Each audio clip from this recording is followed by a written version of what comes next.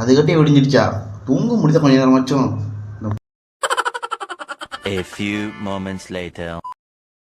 ஐயோ, அதுக்கிட்டே விடிஞ்சிடுச்சா? மணி வேறு 8:45 ஆச்சு.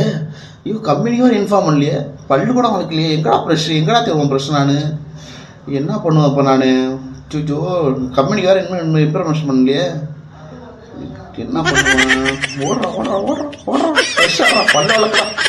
கிளம்புறா சீக்கிரம் கிளம்புறா. ஓட வேண்டியதாக இருக்கேன். டெய்லி ஒரு நாள் கூட சீக்கிரமாக கிளம்ப முடியல. எவன்டா உள்ள? லே சீக்கிரம் வாடா. இரியா வரான்.